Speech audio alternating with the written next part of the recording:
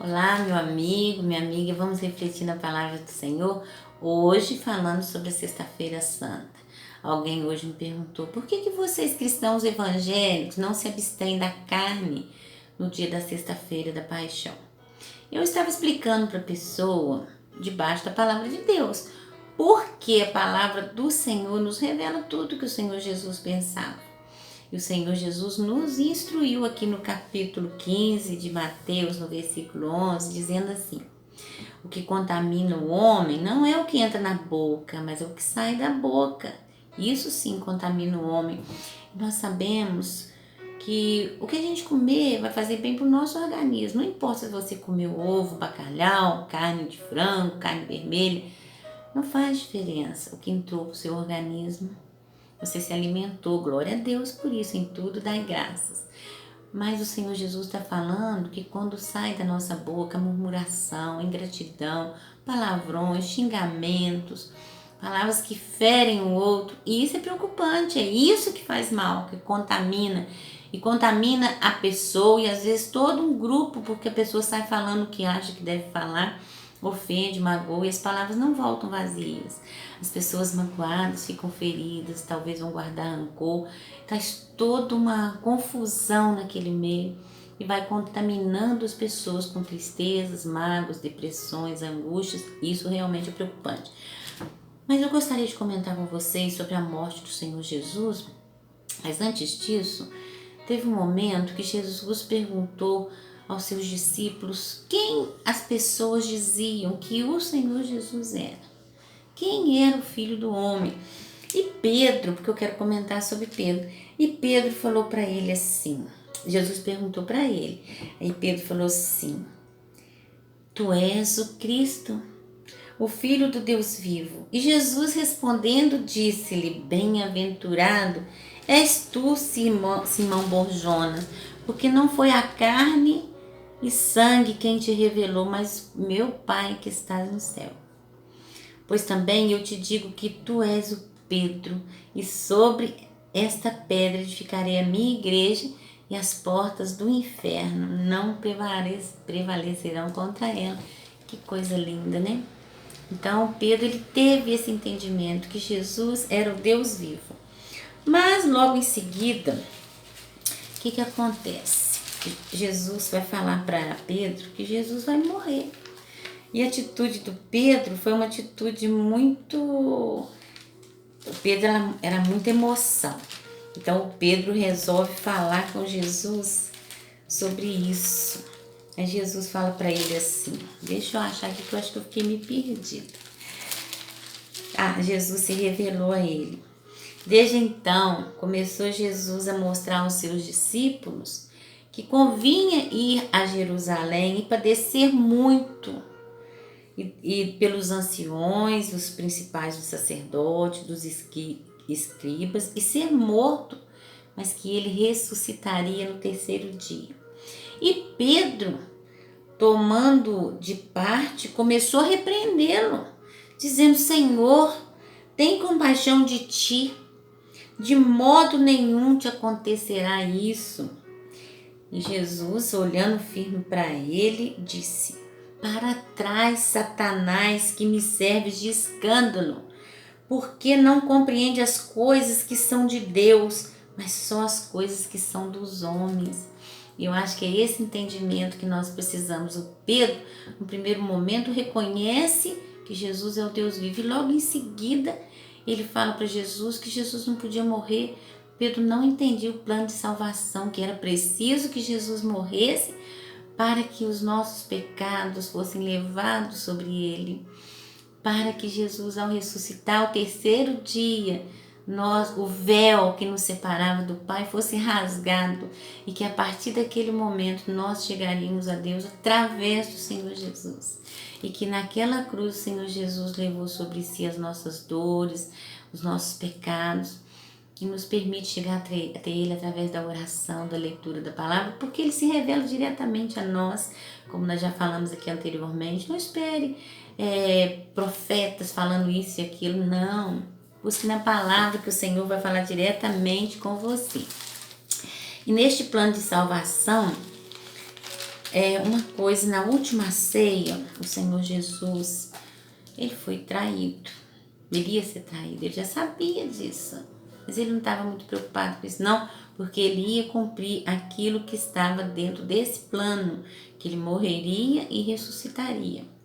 Então, enquanto comiam, lá no capítulo 25, no versículo 26 de Mateus, enquanto comiam, Jesus tomou o pão e, abençoando, partiu e deu aos discípulos e disse: Tomai, comei, isto é o meu corpo. E tomando o cálice, dando graças, deu-lhe dizendo: Bebei dele todos, porque isto é o meu sangue, o sangue do Novo Testamento, que é derramado por muitos para a remissão dos pecados. E digo-vos que desde agora não beberei deste fruto da vide até aquele dia em que eu bebo de novo convosco no reino do meu Pai. Então Jesus estava anunciando que a sua morte na última ceia. E é por isso que nós não nos preocupamos com o que nós comemos na Sexta-feira Santa. Nós queremos ter comunhão com o Pai. Então, toda vez que, todo mês, uma vez por mês, nós participamos da ceia do Senhor. É um momento de comunhão entre os irmãos da comunidade e a comunhão com Jesus, com o nosso Pai. Então, lá no 1 Coríntios, no capítulo 11, Jesus fala assim: Porque eu recebi do Senhor o que também vos ensinei. Que o Senhor Jesus, aliás, aqui é Paulo que está falando. O Senhor Jesus, na noite em que foi traído, tomou o pão. E tendo dado graças, o partiu e disse: Tomai, comei, isto é o meu corpo que é partido por vós. Fazei isso em memória de mim. Semelhantemente também, depois de cear, tomou o cálice, dizendo: Este cálice é o novo testamento do meu sangue. Fazei isso todas as vezes que beberdes em memória de mim. Então nós não nos apegamos à Sexta-feira Santa, à Semana Santa. Todo mês nós trazemos a memória, a lembrança da morte do Senhor Jesus, como algo que Ele nos ensinou, em memória dEle. Então todo mês nós fazemos isso, para nos lembrarmos do sacrifício de Jesus por nós. Isso é muito lindo. Então, por isso que a Semana Santa para nós não tem esse significado tão grande como para outras religiões. Porque nós lembramos essa morte todo mês, como eu falei. E era preciso que o Senhor Jesus morresse. Ele sabia, ele tinha consciência disso. E ele aceitou esse sacrifício por mim e por você. E muitas vezes nós não aceitamos Jesus na nossa vida, mesmo sabendo. Muitos comemoram a Semana Santa, fazem rituais, compram ovos de Páscoa. Nós não estamos preocupados com ovos de Páscoa. Nós estamos preocupados que o Senhor Jesus ressuscitou, está vivo e reina entre nós. Nós podemos chegar a Ele, conversar com Ele, abrir o nosso coração para Ele. Então, quando chega no domingo de Páscoa, que todos comemoram que Jesus ressuscitou, ótimo, maravilhoso, que o mundo se alegre com a ressurreição do Senhor Jesus, mas nós sabemos que muitos estão se alegrando meio à pandemia, em filas para comprar ovos de Páscoa. Como ontem aconteceu numa determinada loja aqui na minha cidade, que as pessoas fizeram filas enormes para comprar ovos de Páscoa justamente no meio da pandemia, colocando as suas vidas em risco. Mas eu creio que o Senhor Jesus se alegraria muito mais de saber que todos os dias Ele nasce no nosso coração, que todos os dias nós comemoramos que Ele está vivo, que Ele reina entre nós, que Ele é o Deus vivo, como disse Pedro, que nós temos isso na nossa consciência. Então, no domingo de Páscoa, nós vamos cantar louvores, como sempre cantamos em todos os cultos, ao Rei dos Reis, ao Senhor dos Senhores, o Deus vivo, aquele que se sacrificou por nós. A Ele toda a honra, toda a glória, todo louvor e toda adoração. Se você ainda não tem esse entendimento de que o Senhor Jesus realmente está vivo e reina entre nós. Busque enquanto se pode achar. E não se preocupe em comemorar a ressurreição do Senhor Jesus só no domingo da Páscoa.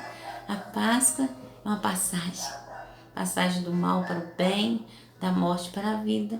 E que nós possamos fazer essa passagem todos os dias, transformados de dentro para fora, transformados para nos assemelharmos ao Senhor Jesus, que nos ensinou a amar o próximo, a nos amar, a amar Deus sobre todas as coisas, a ter uma vida de qualidade, a sermos bons, pacientes, mansos, humildes de coração. E isso tem que acontecer na nossa vida todos os dias. E é por isso que a gente se preocupa em levar a palavra do Senhor, usando todos os recursos que nós temos. Às vezes temos tão poucos recursos, mas que a gente não se cale, que a gente fale para as pessoas: olha, o Senhor Jesus está vivo, busque-o enquanto se pode achar, porque vai ter uma hora que as coisas podem mudar e vão mudar, e você vai querer tanto a presença dele, e talvez você não consiga mais. Então busque agora, comece a orar, ler a palavra de Deus, pedir: Senhor Jesus, eu sei que o Senhor está vivo, fala comigo. E Ele vai falar ao seu coração, e você não vai precisar que ninguém venha te falar: Deus te mandou te falar isso, Deus está falando isso, vai vir isso, essa maldição igual teve agora nessa semana, né? Um pregador aí que espalhou medo, angústia na vida das pessoas, falando mentiras, né? Inventando coisas que depois ainda falou que Deus mentiu para ele, porque não aconteceu aquela mortandade que ele revelou. Então não dê ouvidos a esse tipo de coisa. Busque você mesmo, meu irmão, minha irmã. Busque você.